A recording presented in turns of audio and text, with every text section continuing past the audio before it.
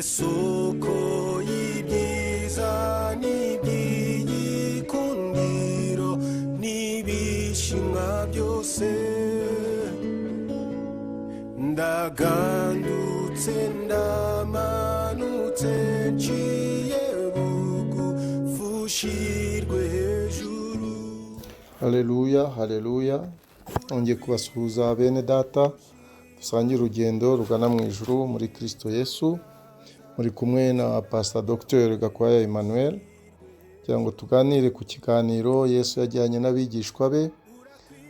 Kiri mu butumwa bwanditswe na Matayo ndetse n'ubwa Mariko no bwa Luka, bwa Yohana, aho Yesu yari amaze koza ibirenge by'abigishwa be, noneho ahandi bamubazaga umukuru mu bwami bw'Imana.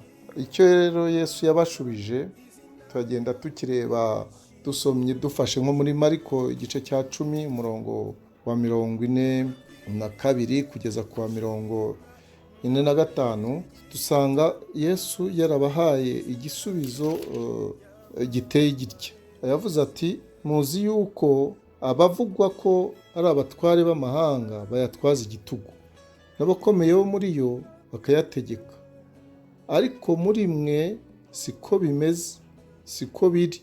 Ahubwo ushaka kuba mukuru muri mwe ajya aba umugaragu wanyu, kandi ushaka kuba uw'imbere muri mwe ajya aba imbata ya bose.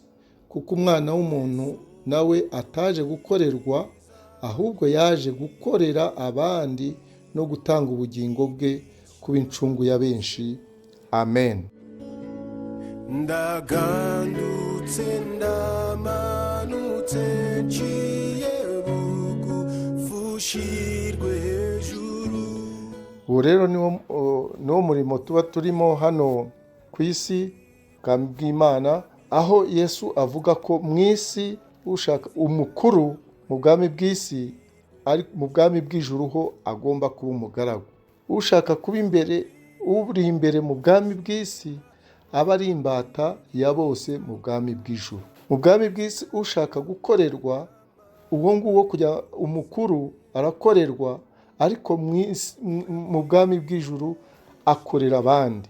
Nk'uko mu bwami bw'ijuru waje gutanga ubugingo bwe akapfira abandi, mu bwami bw'isi ho uwo nguwo bamurwanirira no kurwanirirwa, ndetse bagatanga n'ubugingo bwabo kubera we. Urumva rero ni ibinyuranyo n'indangagaciro zitandukanye dusanga aha ngaha mu ndangagaciro zagombye kuyobora abari mu bwami bw'Imana, ushaka kuba mukuru. Rero niho twashingira ku murongo wo muri Yohana igice cya 15 umurongo wa 16. Yesu yavuze ati, si mwe mwanoranije, ahubwo ni jye wabatoranije, kandi mbashyiriraho kugira ngo mugende mwere imbuto zanyu zigumeho, kugira ngo icyo muzasaba Data cyose mu izina ryanjye akibahe. Aha ngaha ni umurongo utubwira ko Yesu ari we wadutoranije. Niba twatoranijwe gukora umurimo we, rero tugomba gukurikiza izo ndangagaciro aduhaye, kuko nizo yaje gushyiraho indangagaciro z'ubwami bwo mu ijuru.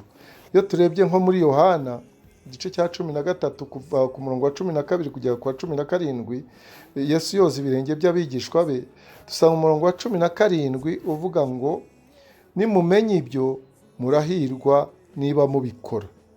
Ese ibyo Yesu izo ndangagaciro yaduhaye, yadusigiye, turazimenya? Ese turazikurikiza, turabikora? Muri Luka igice cya 22 umurongo wa 24 kugeza ku wa 30 niho icyo kiganiro kiri, aho bavuga iby'abigishwa bajya impaka z'ubukuru nyine. Uwo murongo wa 27 aravuga ngo, ariko jyewe ndi hagati yanyu meze nk'uhereza. Yesu urumva ntabwo yicaye ngo bamuhereza, ahubwo niwe uri uhereza.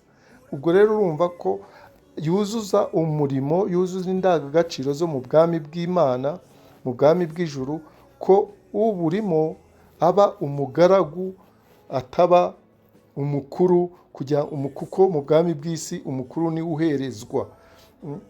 Ndetse na Pawulo ugiye mu Bakorinto igice cya 2, urwandiko rwa 2 rw'Abakorinto igice cya 4 umurongo wa 5, Pawulo yaravuze ati ngo kuko tutabwiriza abantu ibyacu ahubwo tubabwiriza ibya Kristo Yesu ko ari we mwami, natwe tukaba abagaragu banyu ku bwa Yesu. Haleluya.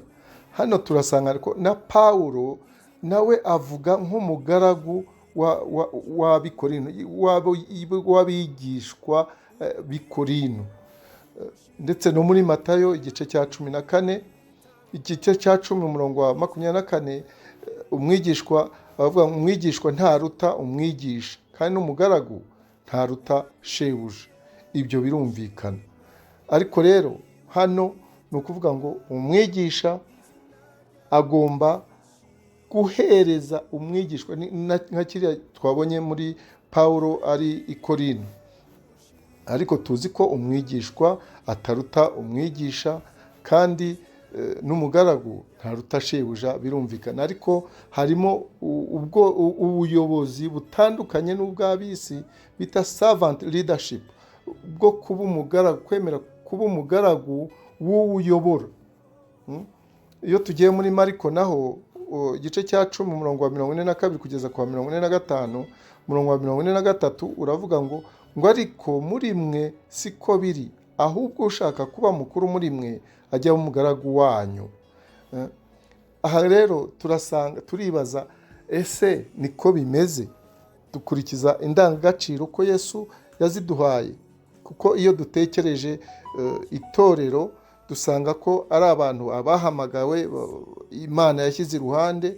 Noneho rero ushaka kuba umukuru muri bo, ushaka kuyobora, uwo nguwo rero agomba kwitwara nk'umugaragu, kugira indangagaciro zo kudategekesha igitugu nko twabibonye, ahubwo akicisha bugufi, agategekana urukundo. Nicyo rero tubaza niyo turiho dusenga tubwira Imana ngo tujyane, turabibwira ngo uturinde. Mbese Imana igahinduka umuzamu, igahinduka umuntu uturinda, tugiye kuryama iraturinda. None se twebwe abakuriye amatorero, niba barahamagawe na Yesu Kristo, mwitwaye mute? Mwitwaye mute imbere y'intama muyobora? Mwitwaye nk'abagaragu? Mwitwaye nk'imbata ya bose? Cyangwa mwitwaye nk'abakorera abandi?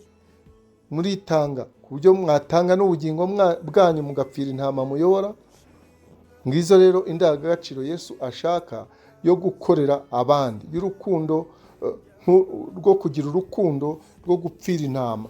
Ntabwo mu itorero hakora indangagaciro zo mu isi, ahubwo mu itorero hakora indangagaciro nk'izo Yesu yaduhereye urugero. Kugira ubuzima bwo kwitangira abandi bukaba ari bwo nk'uko yitanze ku musaraba.